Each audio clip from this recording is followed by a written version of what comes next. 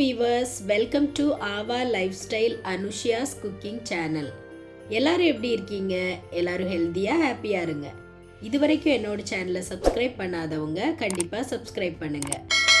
அப்படியே பக்கத்துல இருக்கிற பெல் ஐகானை கிளிக் பண்ணுங்க.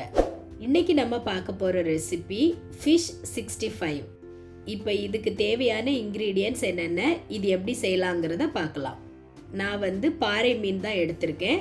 அதோட முள்ளெல்லாம் நீக்கிட்டு அதோட ஃப்ளெஷ்ஷை மட்டும் இந்த மாதிரி சின்ன சின்ன பீசஸாக கட் பண்ணி எடுத்திருக்கேன். இது ஒரு 500 கிராம் இருக்கும். இப்போ இது கூட கொஞ்சம் மசாலா சேர்த்துக்கலாம்.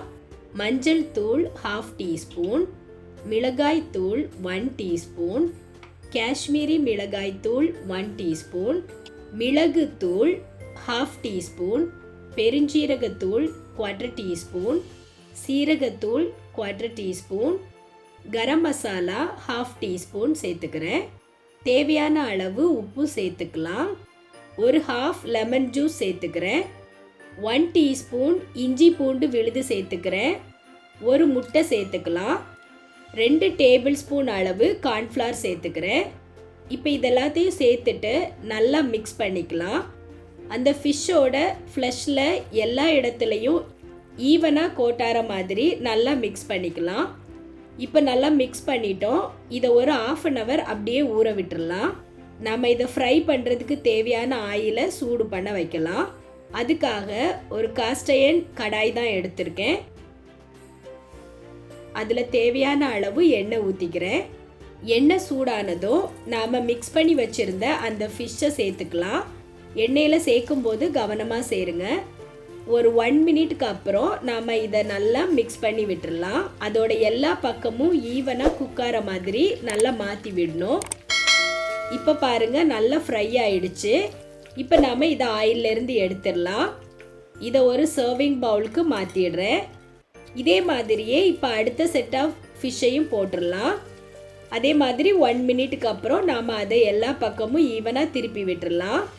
இப்போ பாருங்கள், இது சூப்பராக ஃப்ரை ஆயிடுச்சு. இப்போ இதை எடுத்து சர்விங் பவுலுக்கு மாற்றிடலாம். இதே மாதிரியே நாம் மிக்ஸ் பண்ணி வச்சுருந்த எல்லா ஃபிஷ்ஷையும் நான் ஃப்ரை பண்ணி எடுத்துட்டேன்.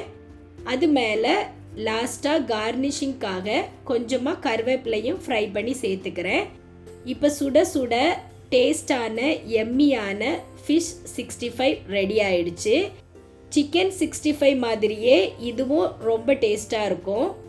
இது சாப்பிடும்போது ஃபிஷ்ஷுன்னே சொல்ல முடியாது, ஏன்னா அந்த ஃபிஷ்ஷோட ஸ்மெல் எதுவும் இருக்காது. நம்ம இதில் கரம் மசாலா சேர்த்துருக்கோம், எக் சேர்த்துருக்கோம். அதனால் இது வெளியே கிறிஸ்பியாகவும் உள்ள ரொம்ப சாஃப்டாகவும் சூப்பராக இருக்குங்க. கண்டிப்பாக எல்லோரும் இதை ட்ரை பண்ணுங்கள். அதே மாதிரி இது முள் இல்லாத பெரிய மீனில் ட்ரை பண்ணுங்கள். அப்போ தான் ரொம்ப நல்லா வரும். குழந்தைங்களும் நல்லா என்ஜாய் பண்ணி சாப்பிடுவாங்க. இந்த ஃபிஷ் 65 ரச சாதம், சாம்பார் சாதம், லெமன் ரைஸ் இது கூட எல்லாம் காம்போவாக சூப்பராக செட் ஆகும். அதே மாதிரி இது ஸ்டார்டர்ஸாக கூட நீங்கள் சாப்பிடலாம், ரொம்ப நல்லாயிருக்கும். ஓகே வியூவர்ஸ், உங்களுக்கு இந்த ரெசிபி பிடிச்சிருக்குன்னு நினைக்கிறேன். இது வரைக்கும் என்னோட சேனலை சப்ஸ்கிரைப் பண்ணாதவங்க கண்டிப்பாக சப்ஸ்கிரைப் பண்ணுங்கள். உங்கள் ஃப்ரெண்ட்ஸ்க்கும் ஷேர் பண்ணுங்கள். ரெகுலராக என்னோட சேனலை வாட்ச் பண்ணுங்கள், சப்போர்ட் பண்ணுங்கள். நான் இதே மாதிரி இன்ட்ரெஸ்டிங்கான ரெசிபிஸ் உங்கள் கூட ஷேர் பண்ணிகிட்டே இருப்பேன். இந்த ரெசிபி பிடிச்சிருந்தா லைக் பண்ணுங்கள், ஷேர் பண்ணுங்கள். நான் நெக்ஸ்ட் ரெசிபியோடு உங்களை மீட் பண்ணுறேன். பாய்.